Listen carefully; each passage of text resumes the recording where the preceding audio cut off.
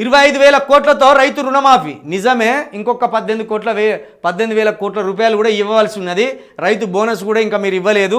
బీసీలకు ఇచ్చినట్టు మాట్లాడకండి. ఇంకా దీనిది జీవో కాలేదు, ఇది చట్టం కాలేదు. 42% రిజర్వేషన్లు బీసీలకు సంబంధించిన రిజర్వేషన్లు జీవోగా మారి ఆ జీవో కాస్త చట్టంగా మారితే ఇది పూర్తి స్థాయిలో ఈ బీసీలకు 42% రిజర్వేషన్లు ఇచ్చినట్టు.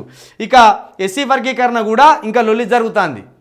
కొత్త నోటిఫికేషన్లకు ఈ ఎస్సీ వర్గీకరణ అప్లై చేస్తలేరు. అదేవిధంగా గతంలో మీరు ఏవైతే పోస్టులు వేసి రిజల్ట్స్ ఇచ్చిందో వాటికి కూడా మీరు ఈ ఏబిసిడి అంశాన్ని జోడించలేదు. కాబట్టి దానివల్ల మాదిగ విద్యార్థులు పెద్ద ఎత్తున వాళ్ళు అన్యాయం అవుతున్నారు. నిన్న గ్రూప్ 2 రిజల్ట్స్ వచ్చినాయి కదా, దాంట్లో కూడా ఏబిసిడి వర్గీకరణ అమలు జరగలే.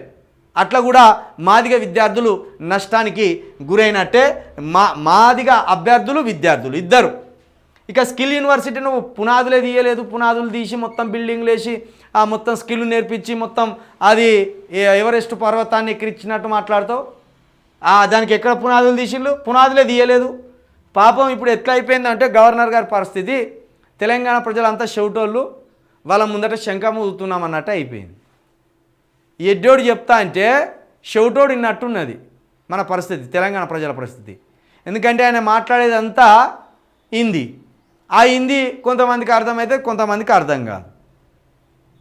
ఎడ్డోడు ఆట మాట్లాడుతాడట, మూగోడు మాట్లాడుతా అంటే షౌటోడు ఇన్నట్టు అయిపోయిందట.